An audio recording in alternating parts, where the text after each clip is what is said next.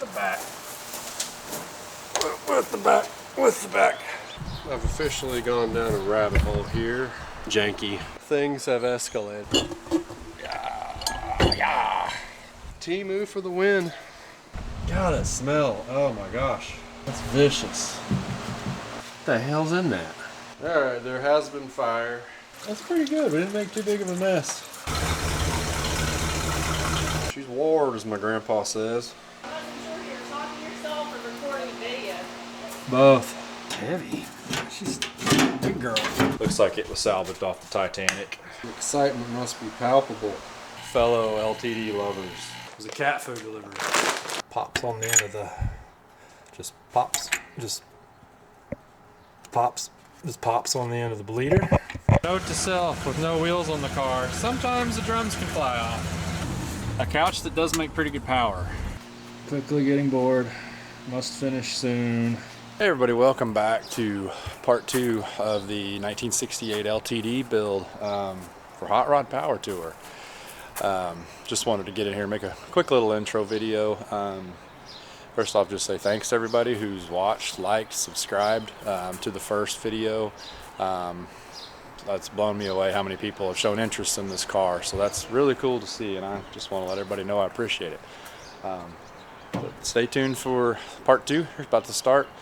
Gets a little bit choppy. There's a lot of footage to put into one video. Didn't want to drag this thing out into any more than 3 parts, so it's pretty fast paced, but sit back, grab a cold snack, whatever you got, and we'll get right to the action.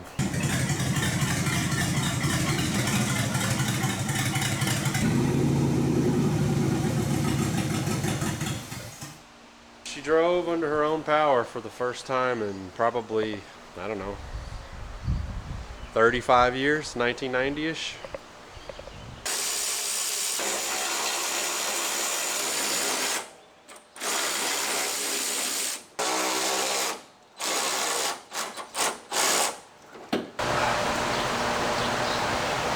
Lift with the back.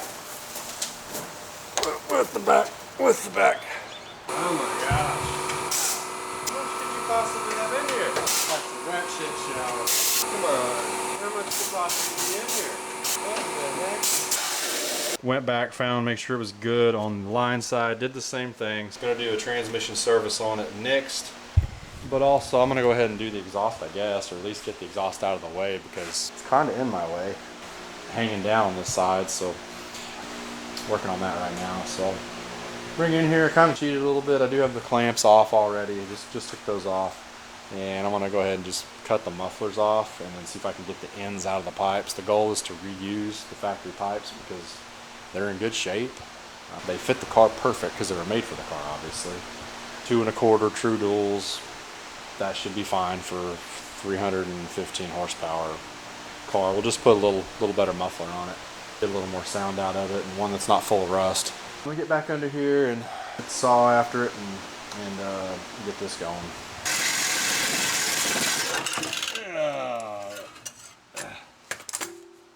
It's heavier than it looks.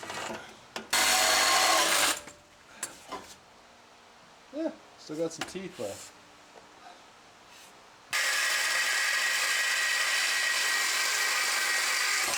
Oh, that hurt. Saw blade's got a case of the Peronis. Don't Google that if you don't know what it means. Almost. Give me back my saw blade. Put them back where they belong. One more. You're almost there.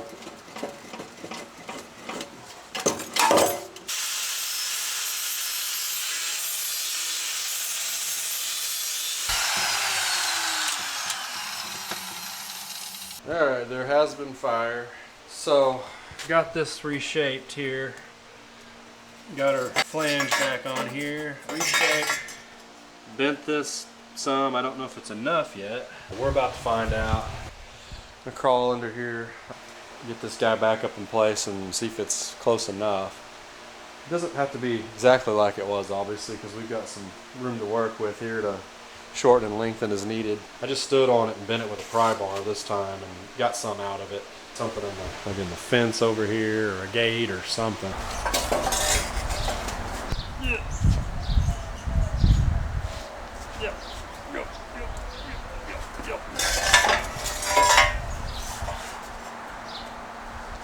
Perfect.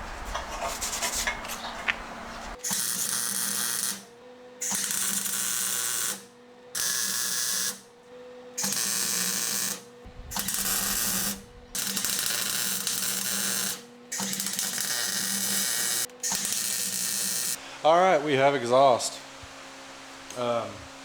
Camera died, and so I didn't really film the rest of it.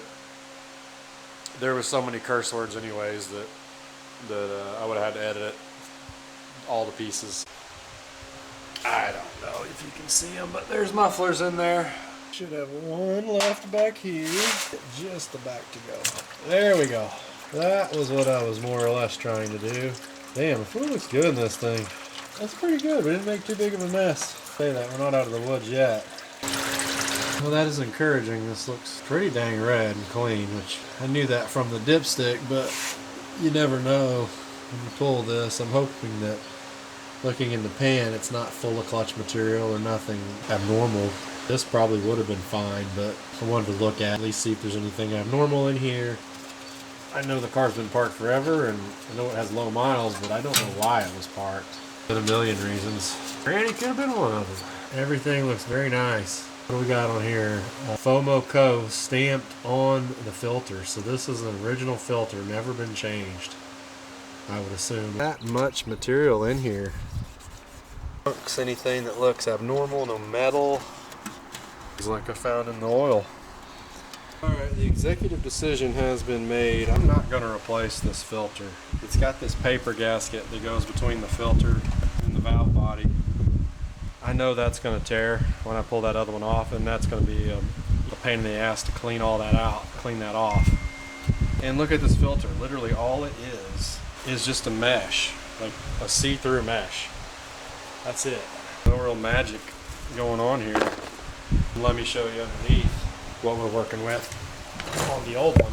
There's nothing there. It is clean. I see no reason to get in here, disturb that, have to scrape all that gasket off, make a mess. But I'm gonna leave it. I'm gonna leave it alone. I'm just gonna clean up this surface here, get the cork gasket off of the pan, put the new rubber gasket on, and fill it back up and call it good. When we get on that, get this messy job out of the way. I'm tired of being under this car today.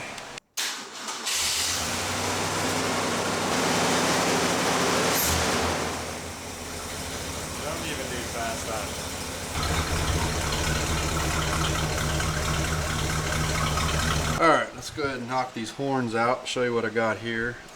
Two horns were frozen on this thing internally and they're riveted together, so I'm not going to mess with trying to fix them. So I ordered the best horns I could find on Amazon for $16.99. I've used these before and these work good. They sound good, they don't sound ridiculous, and they're cheap, easy to mount. The only bad thing about them is they don't have a chassis ground set up, so you do have to ground them. So I'm going to make a little jumper right here real quick. I've already got the factory positive wire in, but I'm just going to make a little jumper across here with an eyelet. And then so we can ground these to the body of this bracket and get these on. Alright, who doesn't want to see some electrical work? That is exciting, riveting stuff.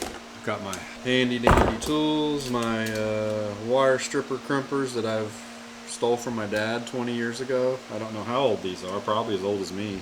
Wire strippers for the heat shrink, the lighter. Alright, let's get this thing done. Good to me. Let's see how long we need this guy. Here comes Santa Claus, here comes Santa Claus, right down Santa Claus. Try some even cheaper fittings and see if these work. Seems to have one extra crimp for good measure. That did it. Maybe it's my crimpers that suck. They are old and I did steal them from my dad a long time ago. Fire. How much nicer that looks. Probably can't. This camera doesn't do up close focus very good, but anyways, you get the gist. Alright, let's go install. Okay, yep, drop it. Probably do the one on the outside and make it a little easier to get this on, but whatever. Committed. Just like I should be for working on a 68 LTD. Come on, this car's cool. Is it worth anything? Not really, but it's cool. Alright, wire this. Two boops and a shoop. Bring in here if you can see that. There you go. She's ward, as my grandpa says. See if she makes some noise here. Come on, baby, make some noise. Bam.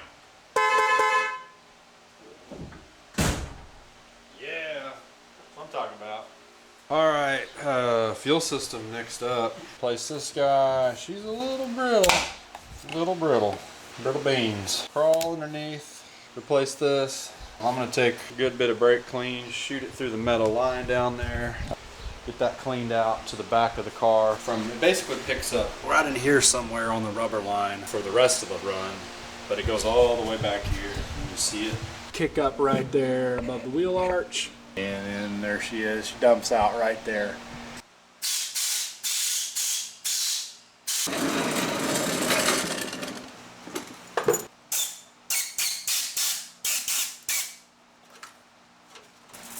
I wonder if a plumber snake would do this. Doesn't have one of those either. Blinded by the light again. Okay. So that doesn't get very far. Oh, a little progress. Hang on. Hang on. Oh no. Oh no. Ah.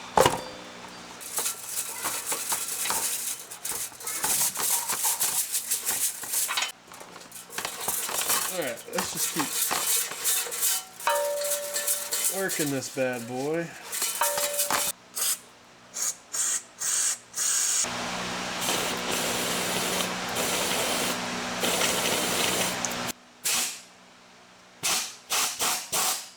I think next I'm going to tackle the pinion seal. That should be fun. So, pinion seal, gross. Rear end fluid, gross. Oh. Have I mentioned I'm tired of being under this car? Alright. Exactly tight. Let's go and pull these U-joint straps. I think this is the last major thing under the car. Well, except for brake hoses. I'm sure the brake lines will go very smoothly. Hence the reason I keep putting it off and doing other things instead of the brakes. What's going on? I wasn't sure if you were talking to yourself or recording a video. Both. And there she goes. She was tight.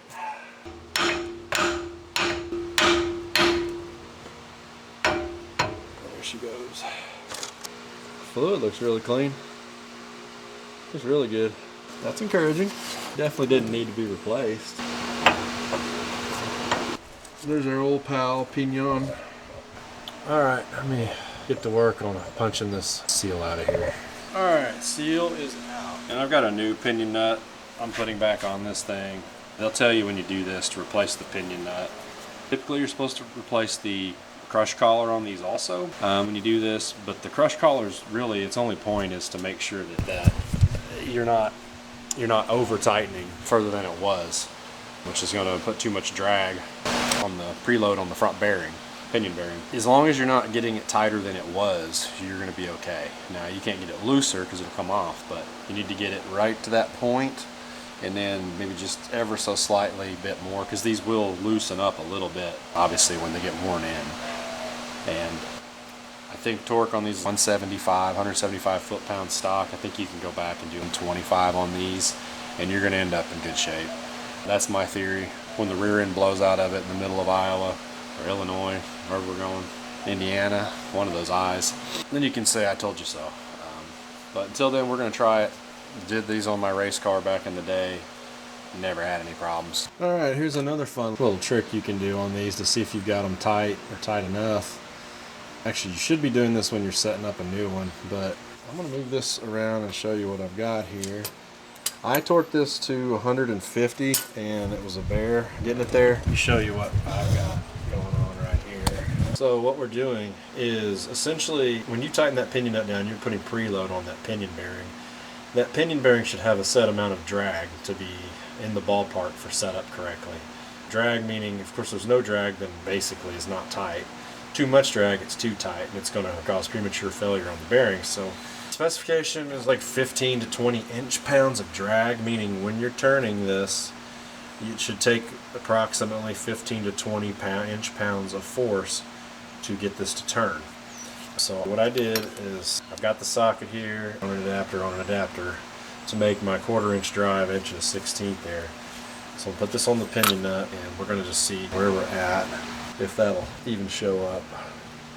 Alright, we seem to be a 0. Give her a little bit of force. And there she goes. And I don't know if you can see, I'll move it back, do it again. My hand out of the way so you can see.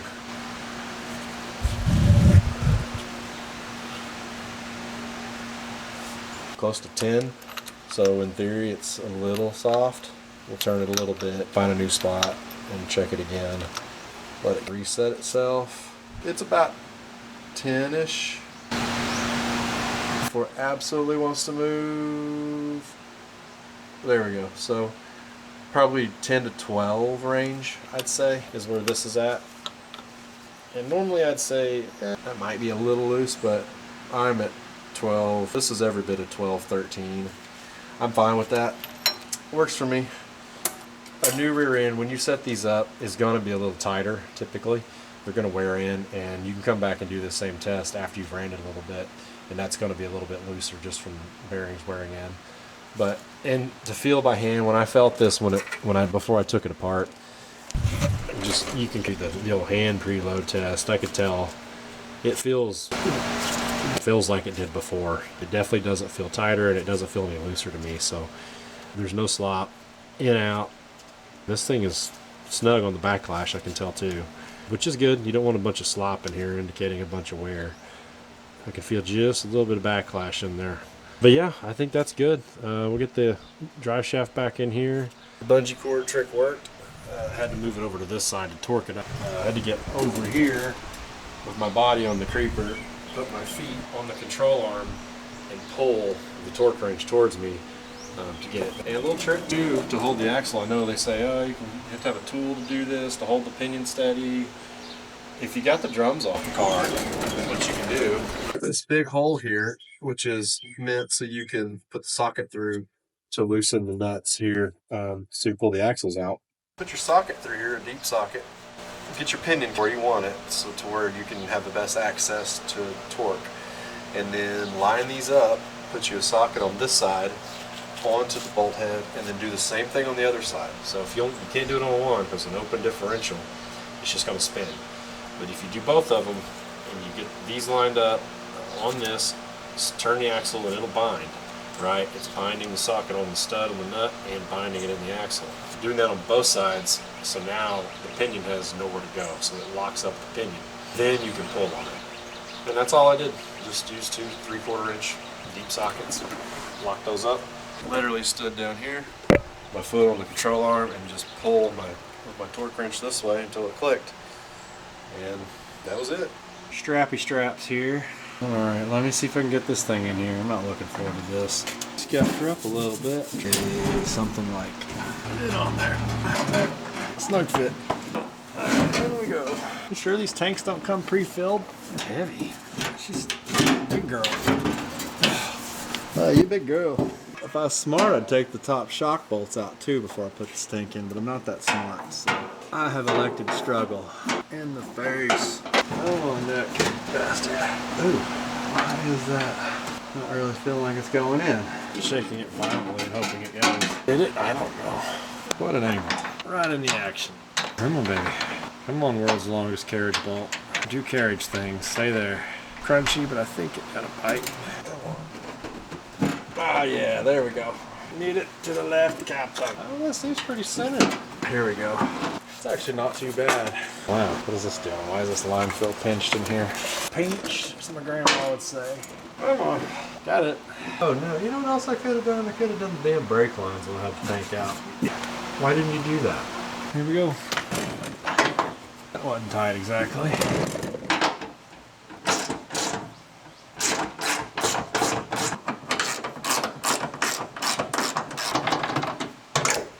Good. Come on, no whammies, none on the ground. Let's just take a gander.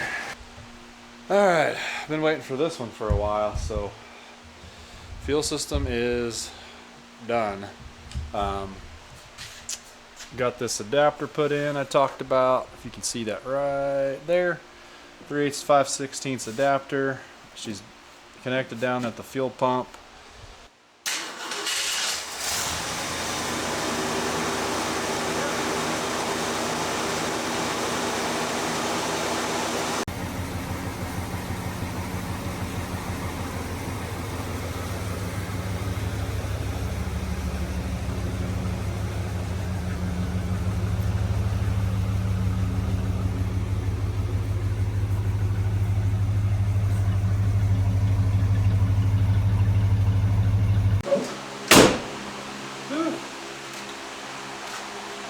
All right, I think that'll do it for now.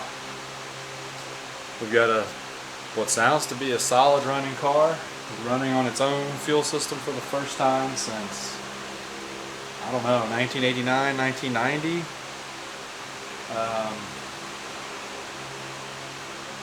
I'm happy with it. I don't see any leaks. Fluids are topped off for now. We'll keep after it, keep checking it. But yeah, this is a good day.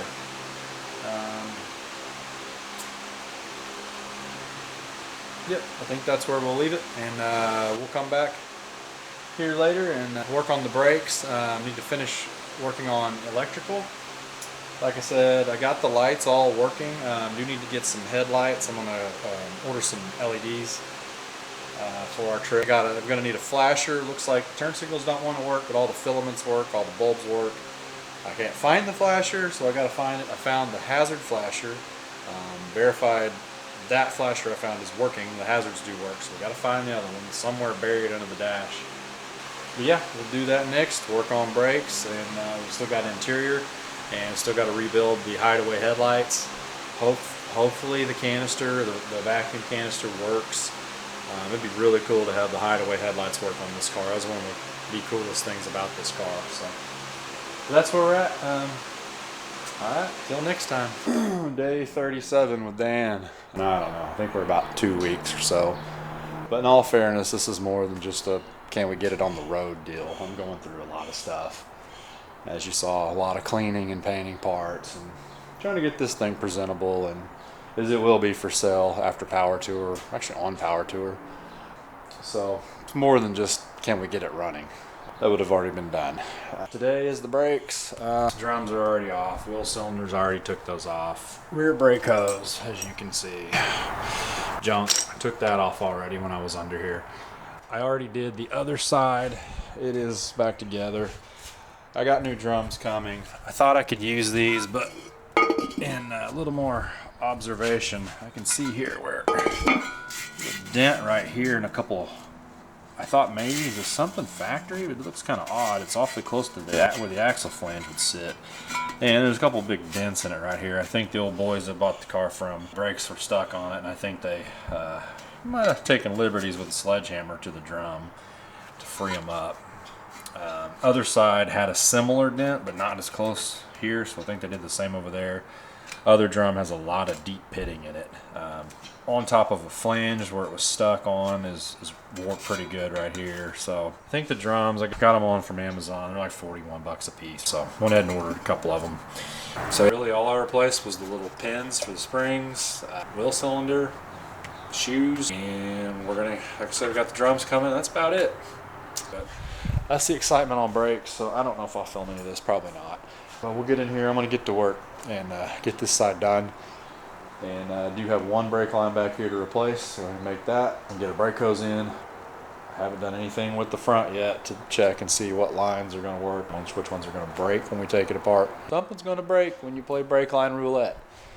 So, as you can see, the master cylinder looks like it was salvaged off the Titanic.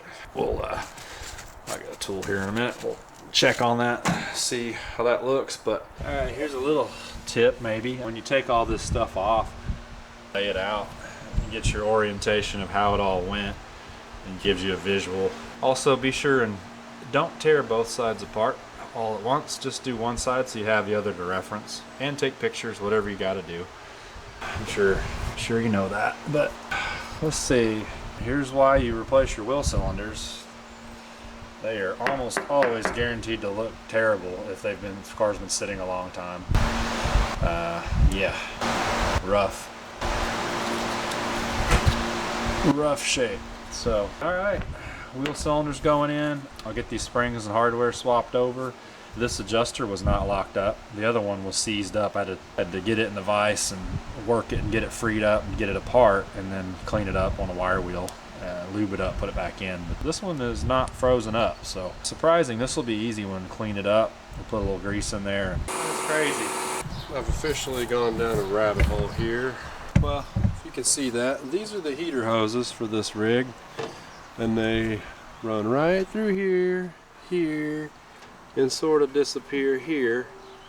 Did a little bit of research on these, and apparently the heater core is right around here-ish, I think, under this box, and apparently the only way to get it out or get to it is to take the fender off. I gotta do it, so I guess we'll go ahead and do that. And while I'm in there, look at the heater core. If it remotely looks janky, we'll go ahead and replace it, and I'll probably go ahead and replace it anyways.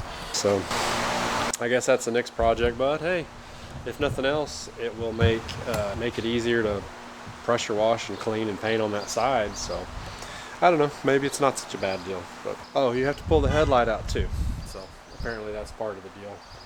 I don't know, I guess I might as well take the front of the car off at this rate, but I don't know. We're gonna get into it and see how bad it gets. All right, things have escalated, as you can see behind me here. So, as you know, the goal was to get the fender off. Well, we got the fender off. But in the process, I decided, go ahead and pull the bumper off, because there's some pieces behind here. I did want to paint this stuff, clean it up, make it look more presentable, because it's very visible behind the hideaway headlights, which I wanted to do anyways, so that was kind of in the plan. Then you have this piece over here, which is like a silver color, so I'll take it off to paint it separately, clean it up, prep it, so it's kind of grimy. And then here's the design on these. Here's where your location is for your heater hoses, for your heater core, so there's no way to get to this. The fender comes out to here, and there's a very small opening. Even if I could have got these loose with these old clamps, there's no way I'm prying those off and getting new ones back on there with the fender on the car. This will give us a good opportunity to get all this stuff cleaned up and painted and prepped a little bit. So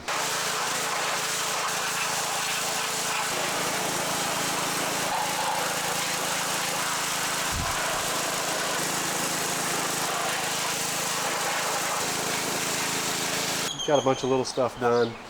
Figured while I got the fender off, make it easier to do. Let's take a look and see what I've done so far today. Fuel pump, water pump, new thermostat housing in, bypass, fuel line cleaned up, ran our fuel line around here to our, I don't know if I mentioned before, put a banjo fitting on this to get a better exit on this, because this was really basically running into the inside of the air cleaner. Got the heater core out. I got the other battery cable out. We'll put the replacement in. The cable that goes between the solenoid and the starter, we'll put that back in once we get it painted. Oh, another fun thing here. This starter bolt is now grade 8 bolt here. This was missing. I just happened to see that, so I was able to replace that.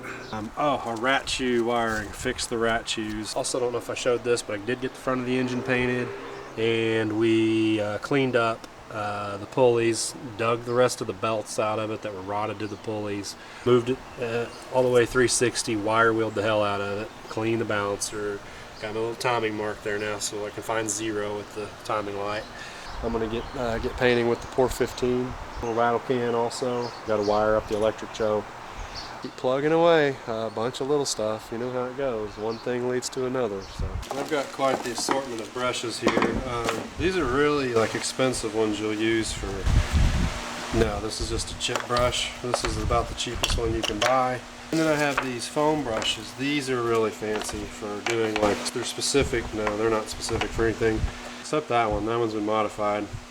Hey, welcome back to another day with Dan. I've been just doing a bunch of stuff under the hood here the last night, late. Got a bunch of little stuff done, I'll show you. All the accessories are back on, look at that. I spent all day Saturday, a whole day, wire wheeling and cleaning all this stuff, painting the power steering pump, cleaning up brackets, getting all this stuff done, and then yesterday putting it back together. We've got our air cleaner cleaned up, as you can see, and looks a hell of a lot better. Making progress there. Heater core box back in, new heater core, new heater hoses ran, and we're about to start putting the inner fender back in here soon. We've got a new battery cable here, the one from the starter to the solenoid up on the inner fender. New PCV, breathers cleaned up and painted. Got our little vacuum switch transferred over here, rigged up to ported and manifold vacuum. I'll show you what's doing under here. I do got to trim this stud off, which reminds me, we'll do that next. One hand this bad boy. Yeah. Okay. Check this out. Painted. Fancy. Two-tone. Yep. So, wires sort of, you know, tied up. Did my, not my best work, but I did some decent work. The carbontator's ready to go. Choke's wired. I got to wire this to the stator on the back of the alternator. Barb linkage is done. Everything back there is pretty well done. It's coming along. Working on the power steering right now. This guy is the factory power steering. She goes right about there. Got a little tiny pinhole in the top of this thing. Was pissing out power steering fluid everywhere, and by the looks of this, I could weld that up, but I think I'm going to end up right in the same boat again if I'm not just blowing bigger holes in it. So we went ahead and got another power steering cooler for this thing, so we'll get that fabricated in. I don't know, it's right here somewhere. We're going to mount it out here, though. It's going to fit a little bit better on the condenser because it doesn't have the right brackets to mount out there. And it's aluminum, so I can't really weld to it. But I got enough hose, I can make this work. We'll do that. We'll get our power steering lines finished up here. Right now I'm fabricating the radiator. This was our old radiator and she had a little leak. Alright, radiator is in. Let's go check it out. She's in. And it seems to be pretty sturdy. We got good clearance on everything on the fans, so we're good there. Yeah, she fits. T-move for the win. So got some more updates and things are ready to go. We have I got this unit ready to fire up on its own power off of the key switch for the first time. No hot wiring coils, no acting goofy, none of that business. We're going to do it for real. I got the fender back on. She looks way better. Makes me feel better. Makes my heart hurt less with the body back on it. That means you know she's going back together. Power steering, donezo.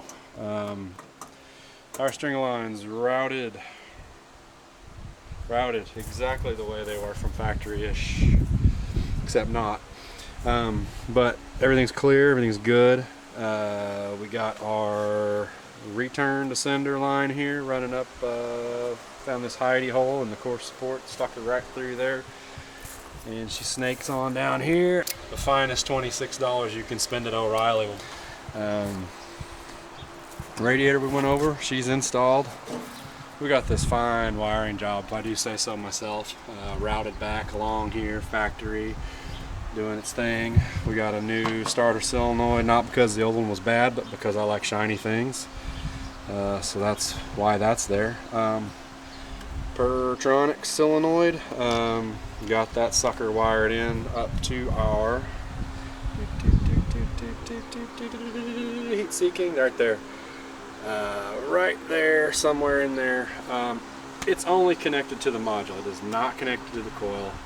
I know Pertronic says 12 volts to the coil, blah, blah, blah, blah, blah. It didn't used to, from what I read. They've kind of changed that. But the modules do need 12 volts to work. I've still got the coil running off the stock ballast resistor wire because I figured, I mean, if it runs fine at 6 volts, it's going to make the coil last longer. It's not going to get hot. This is still an oil-filled 1.5 ohm coil. There's no magic in there. I mean, they say it's designed to work off 12 volt, but it's not any different design than what all the stock stuff is. It is not designed to do that. So if it works like that, I'm just going to do it. So we'll just see how it goes. You may see here, I wired it off the ignition terminal. Is essentially how that works. I mean, this is your brown wire for your ignition. It's backfeeding, or this is what's giving 12 volts during cranking to the coil. And essentially this wire comes around, it's tied into this wire. It's just ahead of or on the back side of the ballast resistor. So, so this is doing what this is doing while the vehicle is running. So there's no reason to drag wires everywhere when it's right here. It's easy to mount this relay right there. Everything is here. The only wire I had to route anywhere is just the one to the module, so that made it easy.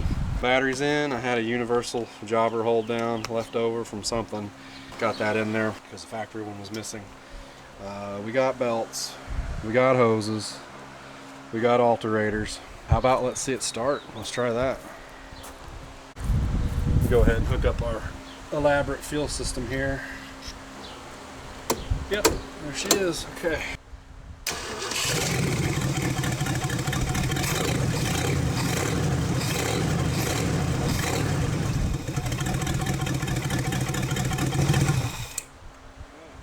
Well, there you have it. It does run. It runs on its own power. No hot wiring coils, no monkey business, no screwing around, no rigging. That's cool. That's a win. He charges, I think. Check that. We got to get this fuel system rigged up. Get that going. Hell, even the idle's pretty close. I haven't checked it. Since early on, I put a timing light on it just to make sure it was in the ballpark to start, but I haven't locked down the timing. This is looking like a car, like what we intended. So just maybe she's got a little life left in her. Let's move it in. I got a lot to do. Got brakes, got fuel system. I pull the interior out of it, get the funk out of it, a little mildew spray into that, replace the foam, pressure wash the carpet, got all that stuff to do. We got to clean up the exterior, we got to clean up the chrome, clean up the trim. I've got shocks to put on it, I've got brakes to go through. I think we got either a rear diff seal or a pinion seal leaking. So that's the update. I'm going to move this thing in now. I think we can get her back in the garage, start working on this exhaust, and then get on to the next thing. La, la, la, la. Oh no, what did I get? Too big. Feelings like I had them, ripped them away. Still, you're killing me, Smalls. Alright, fuel tank, you and me. Let's go.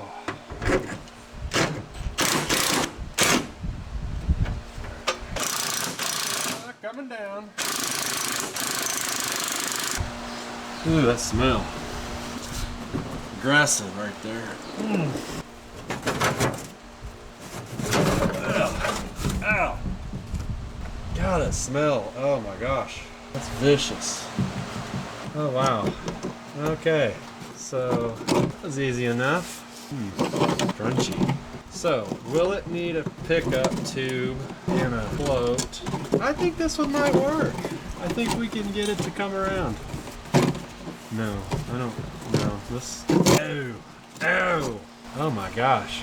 You guys tell me how long it's been sitting. What is that? Chunks are just falling in there, just on their own. Oh, the smell though. Yeah, it's hard to get used to. Oh, golly. Well, there's one part we need. What's a son of a... Let's go get the light. Oh, let's see. God, it stinks out here. Oh, no. Oh, stop that. Oh, my gosh. Oh, God. Dang it. Okay. Oh, this is just some goo from hell. Wow. Come on, Magic Rocks, do your thing. You guys ready for a deep sea exploration to the bottom of the ocean? It may have peaked a little bit, and it's not pretty. Let's move over here. Oh my gosh, look at that. Holy hell. Can we zoom? We can zoom. Look at that. This must be like what it's like when those submersibles go down and take those 3D images of the Titanic. Well, okay. My dreams have been dashed of trying to clean this tank and use it, so I'm gonna go ahead and order a tank and order a sending unit, because even if this could be cleaned, what a waste of time. Howdy, we are out in the garage, another day, chilling with Dan here. We got a fun one today. No, we don't have much fun today. We're gonna be underneath the car a lot today, so I'll show what I can when I can. Quickest way for me to explain is let's go to the whiteboard, see what's on the magic whiteboard of doom for today. In case you didn't know, Lieutenant Dan, right there. This is our update. So we've got a blend door cable that's broken that I think I mentioned earlier that I may or may not fix. What I mean by fixing is I'm going to put some VHB tape on it and I don't know, see if it'll hold. Thermostat, went to the Orizzle this morning, picked up one of those, so we'll swap that bad boy out. It is leaking. I discovered that yesterday after I started putting coolant in it, and it's got a little hairline crack in it. I don't know who could have over torqued that and maybe broke it. I don't know. Somebody was in here, the Motor Trend crew, after I went to bed and was working on it, so I don't know. It's very possible. Oil and filter, trans service, fluid and filter, which these two go together. Cooler lines for the transmission. Do I have the motivation to want to mess with that? We'll see. Horns, I think those come today at some point. The horns were dead on this thing. I tried to use a power probe and no worky, no continuity, something inside's cruddy, corroded. You'd have to grind rivets off to take the horns apart, and they're $16, so I just bought some new horns. Washer pump reservoir, that was cracked. Swing you over here and take a look at this washer pump, man. I go there. They don't make them like this anymore. Big old heavy piece. This is a washer pump. That's all that does. But she had a little hairline crack right there. Probably froze at some point. That's pretty cool. Look at that. You see that? May 22nd, 1492. No, 1968. It's pretty cool. Okay, back to the whiteboard. What else? Valve stem extensions. Ah, yes. When I had my guy down the street, my Cash Money tire guy, do the wheels and tires, or mount the tires, he just put in the short valve stems. I didn't tell him that these have some baller hubcaps and they're going to need longer valve stems, so I got extensions coming. Rear pinion seal and fluid. Oh, and the vents rotted off of it. Shocker. That might get done today. No. Continue with the brakes, taking stuff apart. I juiced up the hoses some last night. Continue taking that stuff apart, do what we need to do there, make sure nothing else is going to break. I did get some 3/16 brake line coming, will be here today. I broke one of the rear lines. It was just no way. The fitting was so corroded off, and there was no size wrench that would even fit it, so it was smoked. So. And then exhaust and or mufflers. Somebody, I don't know who did this. Again, this is the Motor Trend crew coming in here at night. Somebody caught the exhaust on it, maybe a trailer, and bent the hell out of it, pulled it out of the manifold, which is why this thing sounds like a dump truck when it's running. And so I got to take that out, straighten that bad boy. And while we're in the process, I mean, you keep those 3-foot long stock mufflers. So we got some Cherry Bomb Super Turbos here. So we'll get those on there. Yeah, that's pretty much the update for now. I'm gonna get to work on this thing and see how much of this we can get done today. My ADHD says, oh yeah, we're gonna do all this today. And in reality, no. I never get anywhere near done enough of what I think I should have gotten done, and then I always at the end of the day feel like I didn't get enough done. So we'll go ahead and get in here, repeat that cycle. Come in hot. pH 1A, what'd she say? Rust? Tell what it says. Let's see if we can get that off here and start with an oil change today, because I need a good win. That would be a good start. I was right. Come on, baby. Come on. There we go. Now you're cooking. We're ready. Whoa. That sucker's heavy. What the hell's in that? Oh. This gets harder the older I get.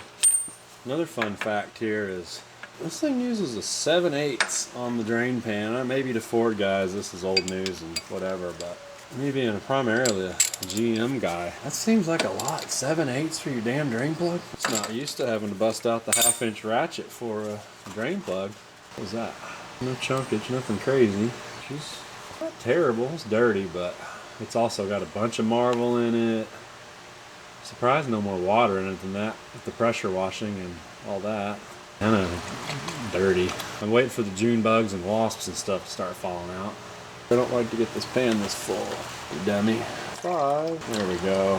He holds at least 5. We'll start with 5 and measure. I don't have a manual on this rig. Put 4 in and then we'll put a quart of Lucas and we'll check it. Smells like old oil. Maybe a little gas, but not bad. Oh, I see one. I knew I'd find bugs. Critter living in there. I'll have to see if I get some needle nose and tweezers and fish him out of there maybe. Alright, oil change. This is our setup we're working with. We've got a special edition Wix Rock Auto oil filter, because if you order from Rock Auto, you get the special treatment. Like this one comes pre-dented. I ordered 2 of these, same on both. They pack these conveniently right next to a box of brake shoes, and so they take the utmost care in packaging over there. But hey, it is cheap, so there you go. There's your filter. A gallon of Lucas and a quart, no, we're gonna do a quart of Lucas, and we got her, well, this is diesel oil. Fram 1540, Dello 540. Advance was doing one of their goofy sales. Told you about that. This was another day I happened to be looking, and they had this stuff marked on clearance or sale, something.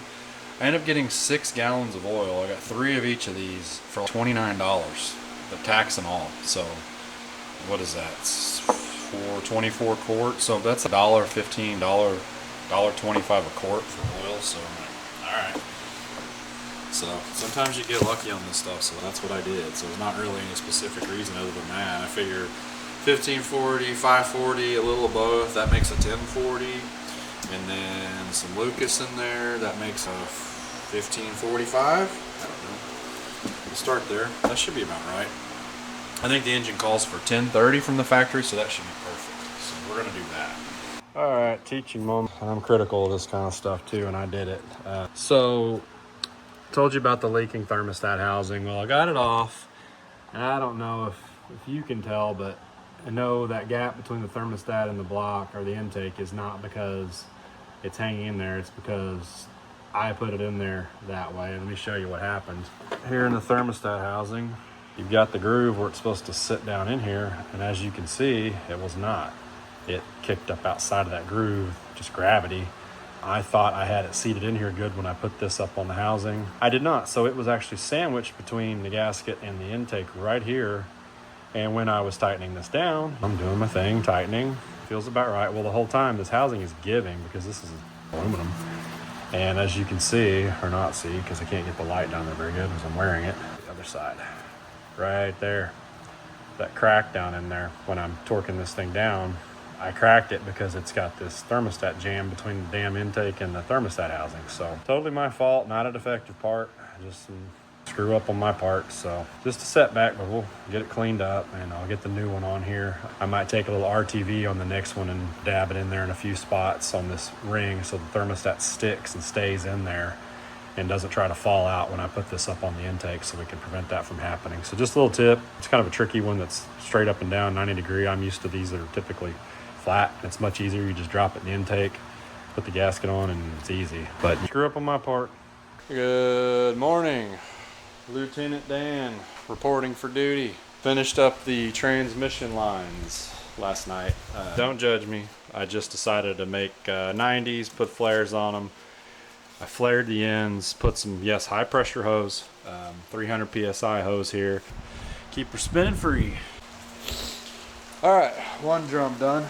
Bring in here and show you. I think I might have set a new record. I think I did this one maybe 30 minutes, which is pretty fast for me because I'm no pro at these things. So, one drum done. Easy there, Matchbox 20. All right, brake line or brake hose is in the back. Got to make a brake line. This jobber here goes in the car. Actually, I think it's supposed to be straightish right there. Something along those lines. So I guess we'll go ahead and start bending. I think I can skip this and just go straight across. This just gives clearance for access to the bolt on the upper control arm, and we're not worried about that. So. All right, fun stuff. Let me start bending, tubing, and flaring, and all that mess. Line is done. Take it here and show you what we got.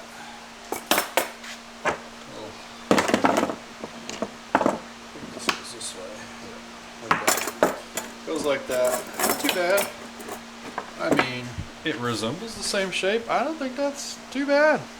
The only thing I didn't do is this whoop-de-whoop here because it kind of seemed unnecessary. You can work around that in the car. But yep, it's in. It's done. It's not in. Let's go put it in now. Let's go struggle. And then we'll move on to hopefully the front brakes. Rear brakes are done. That actually turned out pretty good. That line fit good.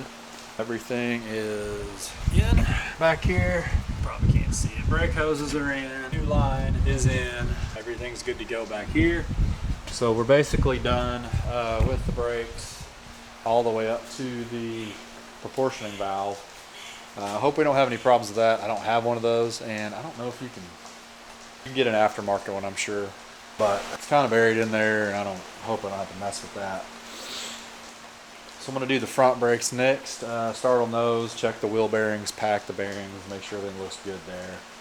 Clean up these rotors. These disc brakes on this car. These things are pretty much 1 year only from what I can tell in these Fords. A 68 only deal. Maybe I think there may be a Lincoln in 69 that used them, but other than that, they are what they are. So it's kind of hard to get parts for. I was able to get calipers. I had to have the brake hoses custom made for this car, a company on eBay. I think it was about 150 bucks for 3 brake hoses, which is a lot of money for brake hoses, but if you factor in nobody makes them and these guys custom make them. And the rear one was spot on. I mean, on the money. The front ones look perfect too with the brackets. Everything looks just like it's supposed to. So far they look perfect. We'll see once we get them on, but they look good quality. So 150 bucks, 50 bucks a hose, give or take. It's pricey, but hey, at least somebody makes them. Oh, that was quite a battle. If I look exhausted, that's because I am. These calipers are a mofo to get on. Not that it's any one particular thing is hard, it's just the amount of stuff required to put a caliper on is crazy. Used to C10 pickups and stuff like that. You know, 2 slider bolts. Make sure your seals are lubed up. Drop your pads in. This thing has got pins. It's got to go through this outer pad, and it's got a clip, and you got to squeeze all this together. Put something in the hole to hold the pin while you're squeezing. Pop these in place, and you got 2 of those, and this clip up here that you don't need. It's redundant to hold the pad in place. It's already held in place by the caliper. Got these rubber condom things in here that you got to pull through from the back side. Be very careful not to rip them. Lube all that up. Pull on that. Work that through the casting in the back for the bracket. Then these bolts are a super tight fit into that. Lube that thing up. Push those all the way in. And there's on the bottom of the clip, there's a bolt that does nothing but hold the clip. So all that, and we finally got it on. So anyways, enough of that.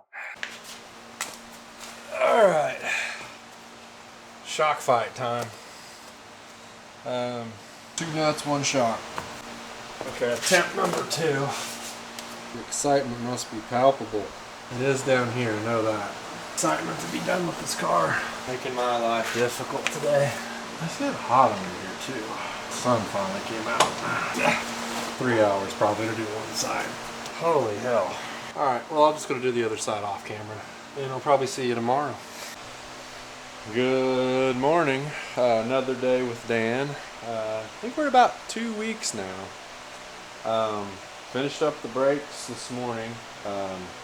Passenger side did go a lot smoother than the driver's side. Go figure. Second time around is always a little bit better once you kind of figure it out. Master cylinder's next. The eyesore under the hood. Let's see if we can get 2 more brake lines loose. So far, I think I'm 1 for 7. I'm sorry. 1 of 7 broke. I guess I'm 6 for 7. Let's see how bad it is under here. That's right.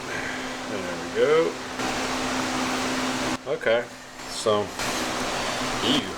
good bit of chunks and. Nope, not on the paint. Not on the paint. Bastard. Good bit of chunks and rust. Do it here.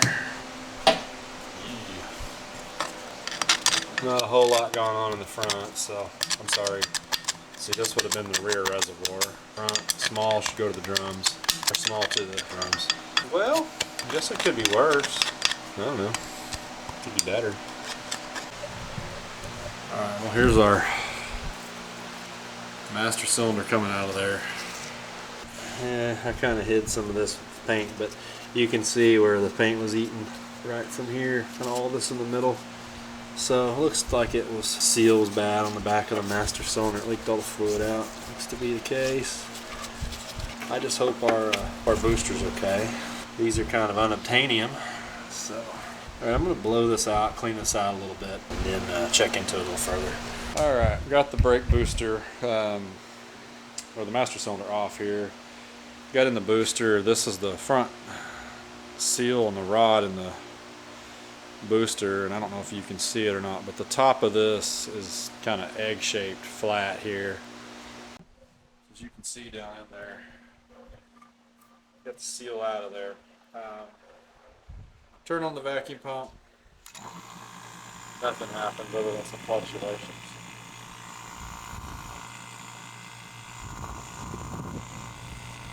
Start to cover that hole. There you go. Cover that hole. Go. Flip it off. We are bleeding down a little bit, but I don't have this hose pinched off, so some of this is probably coming through the pump. But I believe, you know, if it's not for that front seal, I think we might have a decent booster. I don't know that I can get any parts for this thing, that was the problem. I mean, I'm going to do some more research, see what I can figure out, and see if I need to go a route with an aftermarket style setup or what, or if there's a way to get this guy and fix it. So we'll see. All right, a little update on our brake situation. I just really have not done much with these boosters, so you know, most time brake booster is bad, you just replace it. You know, it's kind of like, why is the sky blue? Why is the grass green? Nobody really knows. So that's what's going on. I was able to find this little guy online for, I don't know, 15 bucks. Best Parts, I believe it's called, on eBay, and they're on Amazon also. Paid for 2-day FedEx to get this thing to me here in a couple days. So I'm going to try just this seal. It's cheap enough. It's like $28 with expedited shipping. See if that fixes our problem. Really, the other option, besides trying to find somebody to send it off to get it rebuilt, would be to do a whole system swap. Speedway sells them, some others sell them for the whole setup. But then the master cylinder's different, and the proportioning valve's different, which means the lines are going to be different. It's just a whole can of worms that I really don't want to get into if I don't have to. I'm going to check this again just to make sure it doesn't feel like there's any leaking with the diaphragm internally, or any seals in the back. If it holds vacuum, you know, what feels consistently with me just covering this hole, and it seems to be just this front seal, then I'm good trying it. I'm going to check this one more time, and other than that, I think I'm going to just stick with that front seal. Try it. It'll be a hell of a lot cheaper and a lot less work if that works. Back working on the AC. Went ahead and got the dryer installed. Right now I'm working on the AC lines. I've already pre-cut them and got the fittings lined out. Marked everything where I want it. This one's a straight, so it really doesn't matter. But got everything lined out, and I'll zoom in here. I'll show you. This is the crimp tool I use. It's a hydraulic one by Igili Auto AC Hose Crimper. I got this thing off Amazon a few years ago, and it works great for this. It's 150 bucks or 130 bucks, I forget, but basically you do one set of AC hoses and this pays for itself. All right, handy dandy crimp tool. Comes with sets of these dies. I'm using reduced barrier hose, so this is the SRB hose. They've also got crimp dies for standard hose also. Reduced barrier hose, because it's smaller in diameter, looks a little bit cleaner. Only difference is the hose itself is smaller. The ID is the same, but the OD is smaller on a reduced barrier hose. So that's my choice. So that's what I like to use. And these guys just pop in here, line it up, pop each die on each side, put that little center nub in there. That, you got her set up, and there you go. Now if you've got something you have marked on here, mark your hose and your fitting so you've got it clocked properly. Give it a good push and make sure it's still pushed down in all the way. And then go ahead and put the pin in this thing. Slide your pin in the hole here to hold it in place. Now you want to just eyeball the fitting, the ferrule on the fitting, and just center it up on the die. So just look on both sides while you're getting into this and make sure it's good and centered. Then you'll take your knob here. This is just like a floor jack release. So clockwise tightens it up. So when you're crimping here, you're pushing down, you're squeezing it shut, and you do this to release it. So it's like a floor jack, nothing to it. Eyeball this, start crimping, get it a little closer here so I can line it up. I'm good with that.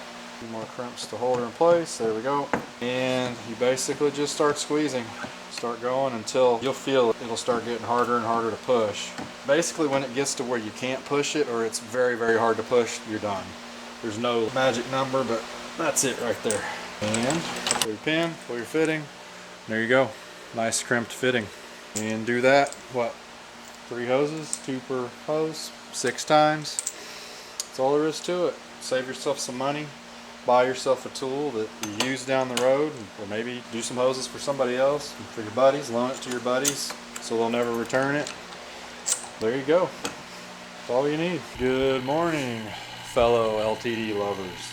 We're here back for another episode of Win a Date with Dan. And today, as you can see or hear, AC work. So what we've got here, completed AC lines. I got those, as I showed you already. We got those crimped and made up, but they're all installed. They're all tight. New expansion valve here. I went ahead and replaced it just because that's what you're supposed to do on these, but the other one was probably fine. But this just gives us a nice flare type connection for these fittings. So that's done. Our free lines are done. Our Rotolock fittings are done. I replaced the Teflon seals in here. Right now, I'm just pulling a vacuum. I'm gonna let this run for a good hour or so and then see what happens. I went ahead and I did pull a vacuum on this thing for about 45 minutes. Let the pressure sit also for maybe a half hour or more. Everything looks good. We're sealing off. Initially I had a little bit of a leak and the vacuum would drop pretty quickly within a minute. And I realized the fill plug in the top, I didn't have it. I just had it in there, just not even finger tight, just in there a few threads. So it was leaking back out around the fill plug. So went ahead and like I said, did all that, pulled the vacuum. Looks good. It's holding pressure, held for a good half hour. Didn't move at all. So I went ahead and I kind of did it backwards. I went ahead and got the oil put in it. Looking at the York documentation for this 210 compressor, holds 14 ounces of oil for a 134 system. So we put in some, I used ester oil. So this stuff is compatible with both 134 and R12. If there's any kind of trace, anything in there, should be pretty dang clean though, because we did flush it out and pulled a vacuum on it. So, but that, there you go. It's for, you can read that down there, specially formulated for retrofitting. And holds 14 ounces. So this is what's left of the second bottle. Plus I spilled a little bit. I did measure it out on the scale to try to make sure I got it as close as I could. We'll go ahead and get ready to put Freon in it. Looked up the system requirements and it's showing, I think, 2.25 pounds of R12 originally for a 68 Galaxy. If you do the conversion, they say basically 75% if you're going to 134, so that puts us at 27 ounces. So I'm going to try to just do it strictly off of the amount because we know the system is empty. I went ahead and filled the oil. I'm going to pull the vacuum back on it, lock it off, that way we make sure we got the air out of it, and then we'll hook the Freon on, purge the line, and see if we can get it to work. Hopefully some magic happens. So we'll see what the current temperature is out here, just so we know, kind of give you a reference. I got a thermometer put in the vent here, and we are sitting about, it's kind of hard to see, probably 70, 77, 78 degrees air temperature here right now. So all right, I think we're ready. We're gonna start letting this in. We're gonna purge this line first, then open it up, let it in. I've already put the oil in the system. This York, I've already filled it in the top. Here we go. Pretty good purge here. Come on, baby. Feel like we're getting something here. Good flow here past the valve. What's going on? I'm having hell with these valves. All right, well, good flow there. So let's go ahead and let's try it and see what happens. It is going in, so that's good. Slowly. This valve is not the greatest. It's tapped. Going in. Almost here. One down. All right. I was right at 12 ounces. I measured that can on the scale empty. Right at 12 ounces. I put this in. I just checked, and it is. The temperature is coming down on the gauge, so something's happened. There we go. You just got to find the sweet spot on this valve. Looking through the sight glass, it's kind of finicky. It's not all the way in, think it'd be. It really is not far in at all. You just gotta play with it until you really see it come out of there. It's pulling, still been going, and that's pretty much it. Close it off. Should be getting close. Feels empty. Alright, so we should be about 23 ounces there. This one can was about an ounce light.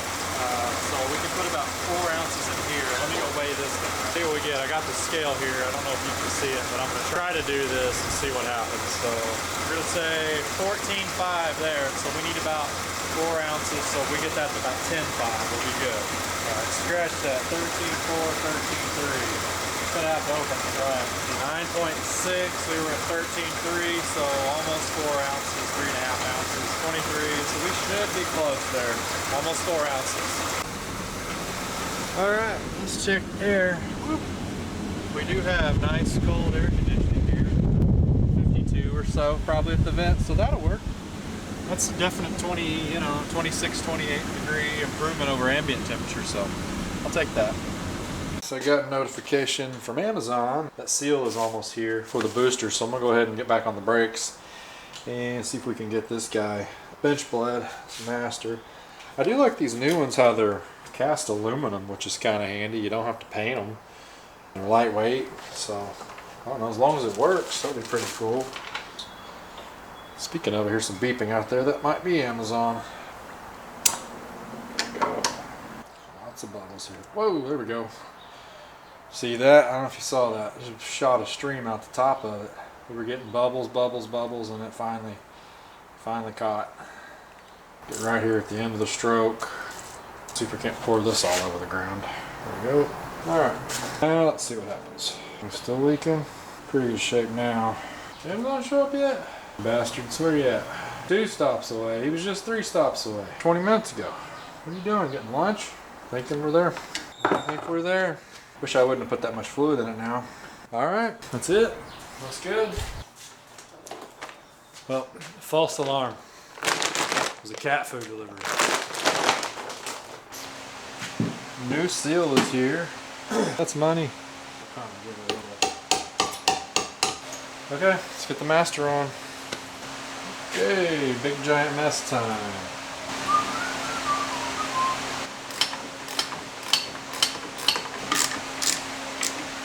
Okay. If I get a can of paint out or a paint gun out, it's gonna rain. It is guaranteed to rain. Guaranteed. I got some the first headlamp side out there cleaned up and on the paint rack ready to spray. And of course it rains. FML, bro. Yep. Every time. Like clockwork. Good enough. Little more. Come on, buddy. You can do it. Okay, go ahead and strip the threads out. Maybe at least 4. Guess I should be using a tubing wrench on that, probably. Alright, what do we got here? Half? No, 7/16. Good and tight. It's German. There you go. One installed master cylinder. Come on, quit doing that. I just painted this. See if we can't start bleeding it. See what happens. Alright, let's go ahead and do the old one-man bleeder system. This is a vacuum bleeder. That's what I like to use anyways. I did go ahead and crack the lines and let them all go for a second. And then the left front did start coming out of the caliper, which that's the shortest run, so that makes sense. Let me get on our bleeder here. I like to go ahead and put the wrench on, if at all possible, before I put the fitting on. See here, she just pops on the end of the, just pops on the end of the bleeder. There you go. And connect your air hose. And when you're ready, go ahead and let her start pulling. And open the valve. There we go. That's what you want. That's what you want to see. Let that flow a little bit. I'm gonna go check the master cylinder now. You don't want to let that run dry. Alright, tighten your bleeder, shut your valve. Another big reason I like doing this, no mess. You don't get a big giant mess with this. So that's kind of handy, kind of nice. Part of what we're doing there too is running a little bit through the system. That's flushing out the lines to the back, since this is not all new brake lines. That's getting out some of the junk that might have been in the proportioning valve and the rear lines. We'll flush that out. We should end up with pretty clean fluid all around. Another thing you want to do is always start furthest away from your master cylinder and then work furthest to closest. So that's why I started on the right rear, then I go to the left rear, and then you go to the right front, and then lastly you'll do the left front since it's the shortest run. So pop this guy on right there. Okay, nice and neat. And What you want to see is good flow coming out right here. You'll see some little bit of air and stuff. That's normal. You're going to get that through this fitting right here. You'll have some of that. That's not a big deal. You just want to see a good, consistent flow moving is a good indicator that you're in good shape. So, all right, crank it up. Let's see what we can get here. There we go, a little bit. You see it coming there now? One thing you're not going to get doing this though is you're not really going to get any kind of a pressure test that's going to tell you where any leaks are at. So you're going to know that once you start stepping on the pedal. And we shouldn't take a whole lot here on the left front since it already bled pretty good. Last but not least, Mr. Left Front. Alright, buddy, do your magic. And see what we get on the pedal. See if we get a drop. This is pretty firm now. See what our booster does. Alright, ready, set, go. Oh yeah, there it goes to the floor. Battery power steering. Let's go ahead and put it in gear and just see if it holds the rear brakes. That doesn't sound ideal. Oh! Ah yes. Note to self, with no wheels on the car, sometimes the drums can fly off. That could be part of our problem. Hang on. Idiot. Okay, back on. Let's try putting a couple lug nuts on here and try it again. Alright. She's nice and hard. I think that's what you want. It's definitely what you want. Oh yeah. Got the drop.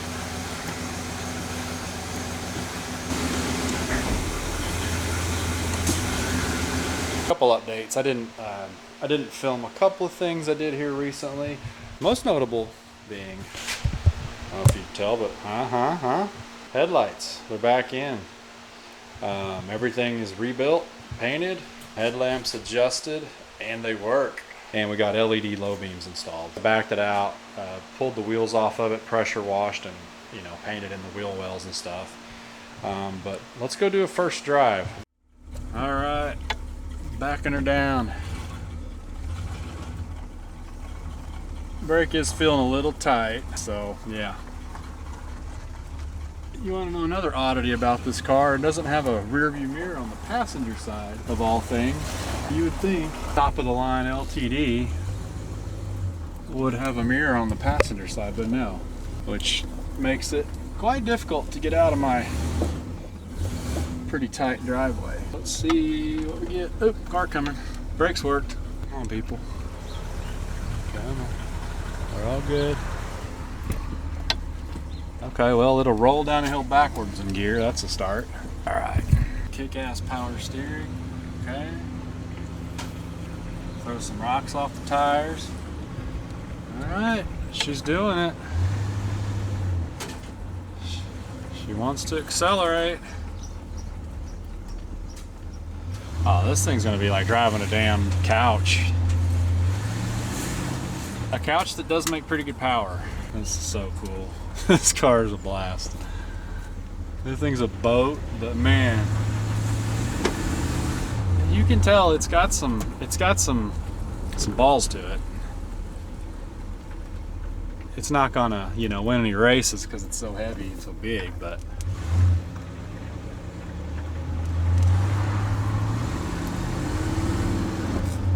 oh yeah, it does stop good.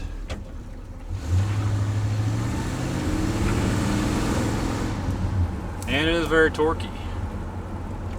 Speedo works.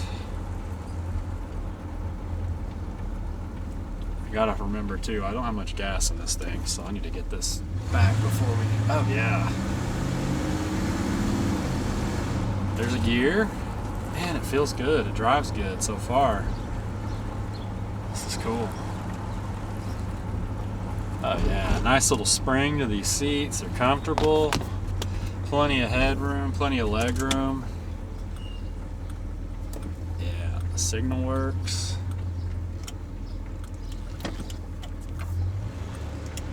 The throttle pedal is a little stiff for my liking. It is the factory spring, but I think the linkage is a little further forward. All right, we're back.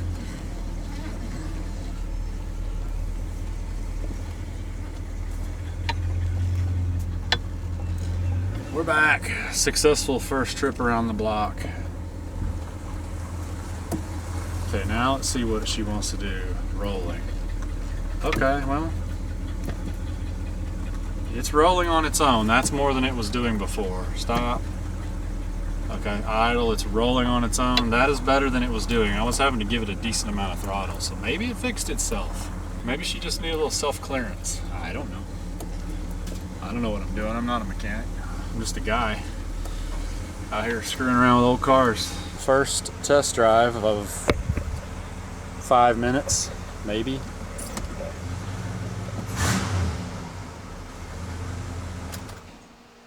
Man, what a cool car. And I'll take that. That's a win. That's very successful for me. So everything works, no overheating. Brakes seem to work. Odometer does work. We'll keep moving, get to cleaning the interior and the exterior. That should be fun. Really get this thing looking like it should. Working on the interior right now. Yesterday afternoon I did have a chance to go ahead and get the carpet pulled out. I didn't film any of that because I just kind of wanted to get it done. So we got the carpet pulled out. As you can see, man, this is the floor pans in this car. So again, ridiculously clean and nice floors, no rust anywhere. I'll get the seat out of the way. You can see the front later, but same story up there. I went ahead and I've hit the back so far, sprayed the floor down with a Clorox cleaner. Smells good, doesn't smell like any mildew now. There was a little bit of standing water in this left rear floorboard and in the right front. There was a little bit. So did definitely have some moisture in here, and it was trapped under this asphalt stuff here. This sound deadener they used with this plastic backing. So that was never going to dry, so we got those out. These are dried. I'll probably wipe the back of these down. And found some jute padding at Home Depot. Carpet, I did get pressure washed last night, late, so I could try to get it out in the air to dry today. It was 90-some degrees here yesterday. Today it's supposed to get up to 103, so yeah. Spring is dead in South Texas. Summer is here. We will see you in October, spring. Behold my artistic ability. That's right. Look at this. Wait, this is scrap. Yeah, this is pretty much the extent of what I'm capable of artistically. And now, as you'll notice, these are supposed to be those left side, right side. The astute observer may have noticed that I made 2 right sides. That's okay though, because moisture resistant barrier. So, you know, we'll just, there you go. A left and a right. Problem solved. That's exactly what you want right there. Perfect. So I know the suspense is killing you. I know you want to know how the sausage is made, so I'll let you in on the secrets on this one. I'll show you the process on making your own jute padding out of, I don't know, some kind of rug pad thing that was on clearance at Lowe's. So what you got to do is get a special marker here. So it's very special. It's a Sharpie on it. These are intended for furniture. And just keep on tracing. Does this smell bad? Not terrible, actually. Alright, and these are very special scissors, especially for cutting this stuff. These are hard to get, very expensive. I don't know if you recognize the brand or not. Most people don't. Quinn, if you've heard of it or not. Harbor Freight. Not real sure why, but we're going to cut this little ear here. Here. Made the mistake of getting too far away from my fan, and the mosquitoes are attacking. Ow. Bastard.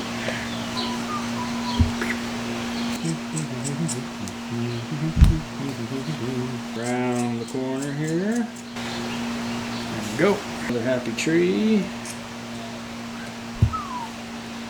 And I'm going to get the hole saw out. No. That'd be something, wouldn't it? If you could cut fabric with a hole saw.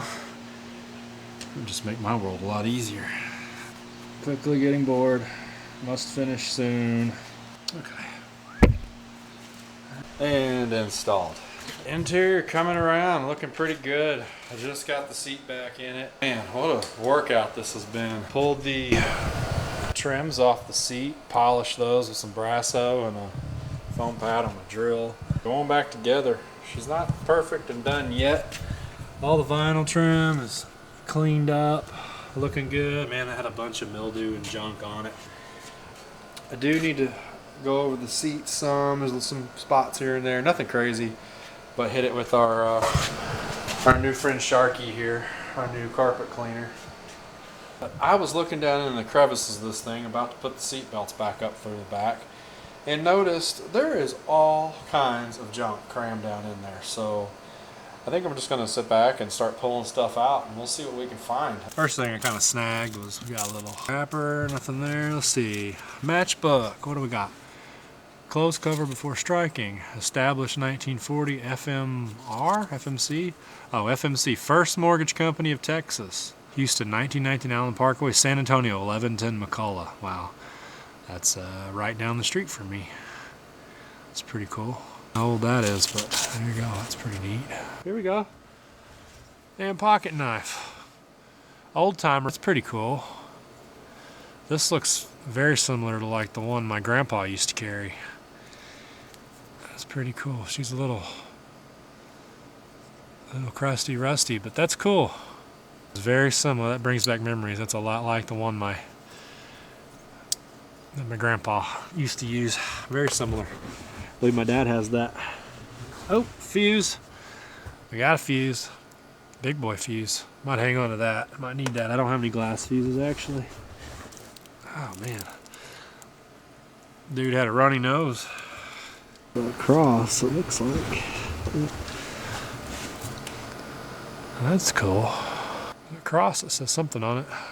I can't really see it. I have to take a picture of it with my phone and zoom in on it, see what it says. Bible verse, that's kind of neat there. Get a glimpse into people's interests and lives. Pretty cool. And these cars, you know, they are the cars and they're cool because they're the cars, but the people that own them and the stories they tell and the things they've seen and done, that's what makes, you know, really makes them cool to me too. I'm gonna get the vacuum in here and continue cleaning this thing out. See if we can get this interior done. I'm tired of working on it. There we are. That is her. Lighting's kind of harsh there, but you get the point. I mean, cleaned up really good. Steering wheel cleaned up super nice. Dash cleaned up nice. Not a crack in the dash. The headliner in this car is really nice. New kick panel in this side replaced, where the other one had kind of disintegrated and gone. That is the original floor mat to this car also. Pretty cool. Back seat, as you can see.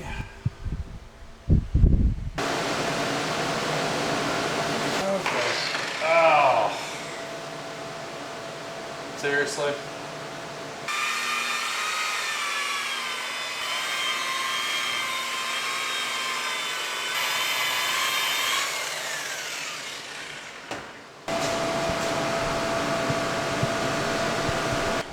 Got the trunk done, tops of the quarters done, the package tray area done. Not bad. This was the front bumper. Actually turned out pretty dang good. Already did this process on the front bumper and came around really nice. This one was pretty bad. Not as bad as the rear bumper, but you still see some of the little pitting and stuff, but man, it really did good. I'm hoping to have similar results on the rear, but I know it's not going to be as good, but we'll see what we can do. Also got to get in here and clean up on the tail lamp bezels a little bit. I'm using a very top secret combination of steel wool, quad zero, and lacquer thinner, and just like that she says forward again. So a little warm still, a little toasty. Lieutenant Dan is doing it. We're just cruising the mean streets of San Antonio right now. We're just tooling along, just cruising. Well, that's it for part 2 of the 1968 Ford LTD build for Hot Rod Power Tour. Thanks everybody for watching, liking, subscribing, commenting, all that good stuff.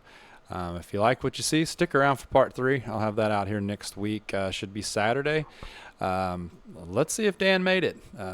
Sneak peek here in this footage. You can probably tell what happened, but you don't know how it happened. And there's a lot between now and then. So stay tuned. And once again, thank you guys very much for watching. I appreciate it.